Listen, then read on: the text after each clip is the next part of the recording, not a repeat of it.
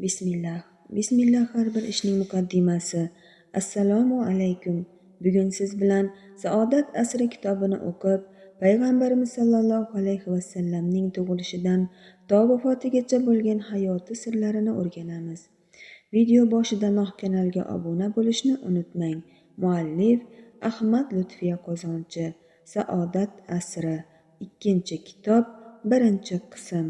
Bismillahirrohmanirrohim. Buyuk mo'jiza. Makka ahli orasida mish-mish tarqatildi. Go'yo Rasululloh Qur'onni o'zlari o'ylab chiqargan emishlar. So'ngra Alloh kalomi deb odamlarni yo'ldan ozdirayotgan emishlar. Bu og'ir tuhmat edi. U kishini yolg'on gapirmayotganlarini mushriklar juda yaxshi bilishardi.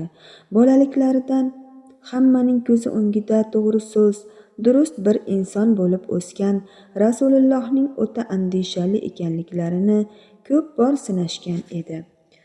Qur'on uydirma bo'lsa, o'sha zahoti issig'ida bu ishni tagiga yetish mumkin edi. Chunonchi Alloh taolo navbatdagi bir oyatni tushirib bu masalani butkul oydinlashtirdi. Ayting, ey Muhammad, qasamki, agar bor insu jin mana shu Qur'onni o'xshashini keltirish yo'lida birlashib bir-birlariga yordamchi bo'lsalar-da, uning o'xshashini keltira olmaslar. Nabiy akram sallallohu alayhi vasallam insonlarga yetkazgan ilohiy muqaddas bir kitob bo'lmish Qur'onni uydirma inson kalomi deganlarga haq va adolat bilan fursat berildi. Unga o'xshash bir kalomni aytishning uddasidan chiqsalar, tamom shu bilan Muhammadning da'vosi nihoyasiga yetar, mag'lubiyatga uchrar edi. Alloh kalomidir deya taqdim etilayotgan Qur'on arab tilida, mushriklar esa arabchani eng mukammal jihatlarini ham chuqur biladigan, adabiyotga zo'r berib havas bilan qaraydigan qavmlardan edilar. She'r o'qishar, o'qiganda ham juda mukammal, turganni yugurtiradigan, yugurganni to'xtatadigan, janjal chiqarishga yoki janjalni to'xtatishga qodir she'rlarni o'qir ham. Nasr yo'lida ham, nazm yo'lida ham istagan abadiy ifodani tanqid qila olishar edi. Ularning orasida Damashqdan to Yamangacha dong'i ketgan shoirlar bor edi. Ularga bir necha og'iz shirin so'z va maqtov aytilsa yoki bir nechta hazil tuya va'da qilinsa kifoya. Bu ulkan muammo tez hal bo'lardi qo'yardi. Abu Jahlga xushxabar jo'natildi. Agar Qur'onni kalomiga o'xshash bir so'z yoki bir xitob aytilsa, bu masalaga barham beriladi deyildi. Ammo bu xushxabar uni xursand qilish o'rniga damini ichiga yuttirdi. Abu Sufyon ham jim bo'lib qoldi. Ahnas ibn Sharik ham bosh egdi. Men sizlarga Muhammad hikoya qilayotgan afsonalardan ham qiziqroq masalalar aytib berishim mumkin degan Nadir ham, Horis ham go'yoki og'ziga tolqon soldi. Insu jinslar birlashib bir-birlariga yordamchi bo'lsalar ham Qur'onga o'xshash kalomni keltira olmaslar deyilibdimi? Ajabo. Oho, shu ham ish bo'ptimi? Qani ko'raylikchi deya yeng shimarib Qur'ondan ham go'zal nasriy va nazmiy asarni o'rtaga qo'ygan kishiga kim nima ham deya olar edi. Ammo bunga hech kim jur'at qilmadi. Tog'ni o'rnidan qo'zg'atish, ummonlarni suzib o'tish balki mumkindir. Ammo bu ilohiy kalomga o'xshashni yaratish kimsaning qo'lidan kelmasdi. Shu tariqa bunday musobaqaga Chorloy javobsiz qoldi. Mana Qur'onga teng keladigan kalomni men bayon etaman deydigan bir mard topilmadi. Bu orada Fil surasi tushirildi. Ey Muhammad, Parvardigoringiz fil egalarini qanday halok qilganini ko'rmadingizmi? Ularni Ka'batullohni vayron qilish uchun qo'llagan barcha hiyla-nayranglarini barbod qilmadimmi? U zot ularni ustiga sopoldan bo'lgan toshlarni otadigan to'p-to'p qushlarni yuborib, ularni qurt-qumursqalar tomonidan chaynab tashlangan somon kabi ilma-teshik qilib yubordi. Bu oyatlarni eshitganlarning hayolida bundan 47-48 yil muqaddam bo'lib o'tgan fojiali voqea qayta jonlanganday bo'ldi. 60,000 kishilik juda katta bir qo'shinni bir necha daqiqadayoq osmonda yomg'irdek yoqqan mayda toshlar bilan mahv etilishi oldilariga solib haydab kelgan filni Ka'ba tomonga yurishidan chekinishi ham shunga o'xshash g'aroyib hodisadir. Qubays ibn Ashyam o'sha zamonga oid xotirasini bunday bayon etgan edi. Onam meni orqasiga opchiqib oldi. Abraha lashkari bu yer bilan yakson bo'lgan joyga bordik. Filni sasib ketgan ko'kimtir jasadi meni shu qadar qo'rquvga soldiki, o'shanda biz ko'rgan manzarani eslasam, hanuzgacha ko'z oldimdan ketmaydi. Rasulullohdan achchiq bir mag'lubiyatga uchragan mushriklar buning alamini qanday olishni haqida tinimsiz bosh qotirardilar. Ibn Abu Kabsha umri bo'yi urinsak ham qo'limizdan kelmaydigan bir ishga taklif etib, bizni sharmandayu sharmisor qildi. Endi biz ham unga qiyomat kunigacha urinib, uddasidan chiqa olmaydigan bir ishni taklif etaylik. Shundagina uni mag'lub etamiz degan fikr o'rtaga tashlandi. O'sha zahoti turli tuman mulohazalar yog'ila boshladi. Shoshmanglar, birodarlar. Shunday bir ish bo'lishi kerakki, undan mushkulroq bir ishni topish mumkin bo'lmasin. O'rniga mana bunday qilsak bo'larkan deyilmasin. Bu ham to'g'ri fikr edi. Boshlar egildi, zehnlar butkul bu muammo bilan band bo'ldi. Daraxtni yurgizsin, suvni teskari tomonga oqqizsin. Lekin bu takliflar ma'qul ko'rilmadi. Nihoyat Abu Jahl fikr bildirdi. Oyni ikkiga bo'lsin. Bir bo'lagi bir tepalikning, ikkinchi bo'lagi boshqa tepalikning ustiga chaqirilib tursin. So'ngra yana birlashtirib asl holiga qaytarilsin, dedi. Bu gap hammaga ma'qul bo'ldi. Yuzlarida tabassum balqidi. Hech kim bunday zo'rroq taklifni kirita olmas edi. Ko'kda charaqlab turgan, yetishish mumkin bo'lmagan oyga kim ham hukmini o'tkaza olardi. Bu hatto tasavvur ham qilib bo'lmaydigan bir ish edi. Valid Abu Jahlga minnatdorona boqdi. Ofarin, yo Amir, hech kim bunday mushkul, bundan qiyinroq bir ishni o'ylab topa olmas edi, dedi. Bugundanoq Ibn Abu Kabshaning mag'lubiyatini ko'rib turgan deyman, dedi Umayya. Utba esa agar bu safar ham bizni mag'lub etsa deyotgan edi. Valid uni so'zini bo'ldi. Yo'q, ey Utba, bu safar uning mag'lub bo'lishiga ishonaver, dedi. So'ngra nigohlarini Abu Jahlga qadadi. Obbo, cho'chqa-ey, dedi. Keyin boshqalarga qarab davom ettirdi. Naqadar mug'ombir odam ekanini bilsangiz edi. Abu Jahl bu iltifotdan mamnun bo'lib ketdi. Rahmat senga, amakijon, dedi. Abu Lahab ham Abu Jahlni qutladi.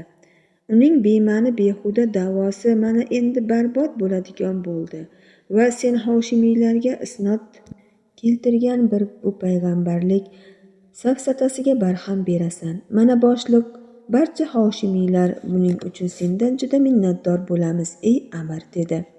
Bu majlis Makkadan 8 chaqirimcha naridagi Mino degan joyda o'tkazildi. Risolat taxtining oxirgi va eng ulug' sultoni janobi payg'ambarimiz ham o'sha kuni Minoda edilar. U zotni o'zlari to'plagan joyga taklif etishlari qoldi xolos. Xabar jo'natildi. Ko'rishmoqchi bo'lganlari bildirildi. Allohning sevimlisi sallallohu alayhi vasallam taklifni qabul qilib ularning yoniga keldilar.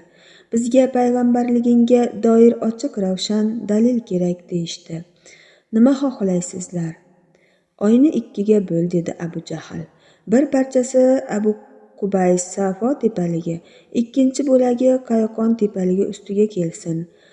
Buni hamma ko'rganidan so'ng bu ikki parcha yana bir-biriga yopishsin.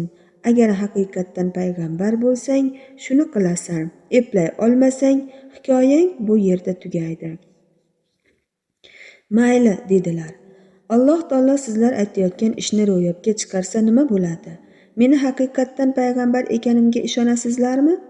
Albatta, dedi Amir ibn Hisham. Bo'lmasam Parvardigorimdan shunday bo'lishini tilayman. Abu Jahl qo'shib qo'ydi. Sharti bor. Bu taklifimiz bugun kechasi amalga oshishi kerak, boshqa kun emas. Yig'ilish tugadi. Rasululloh bu yerdan ketganlaridan keyin Uqba ibn Abu Muaytga andishalandi. Biz talab qilgan mo'jizalarni agar ko'rsatsa iymon keltiramiz deb so'z berding ey Amir. Agar oyni ikkiga bo'lsa, haqiqatdan unga payg'ambar deb ishonasizmi deya Umayya ham taraddudini izhor etdi. Hech qachon biz u talab qilgan narsani bajara olmay adoyi tamom bo'ladi va bu masala shu yerda yopiladi, deb Abu Jahl yer tepindi va so'zda davom etdi. Mino tuproqlari abadiyan g'alabamizning ku'yini ijro etajak.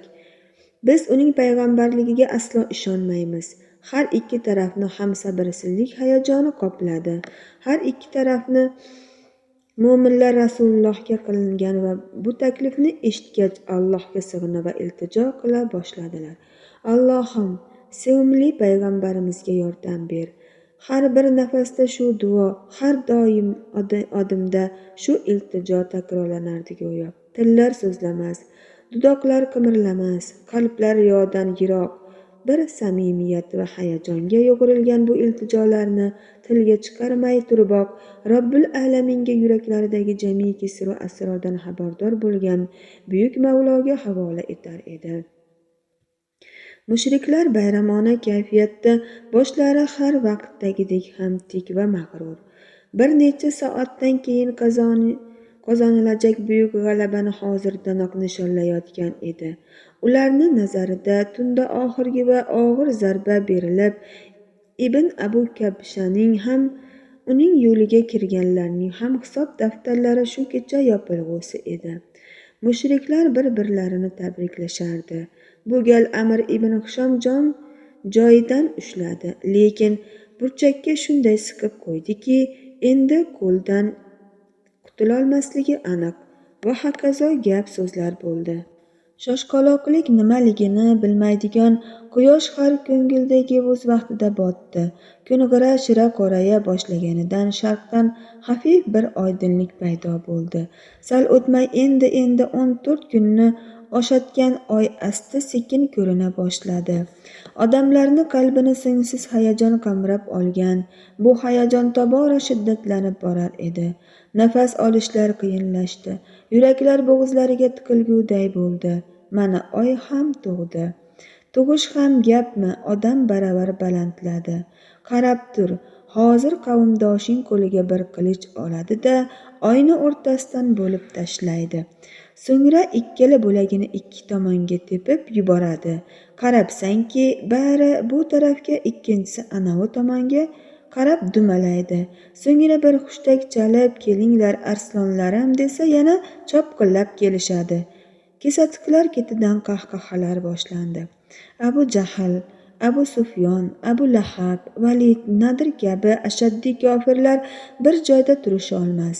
U yoqdan bu yoqqa borib kelishar, atrofdagi gap so'zlarga pinhona quloq tutishar edi. Ko'kda bitta ham bulut parchasi ko'rinmaydi.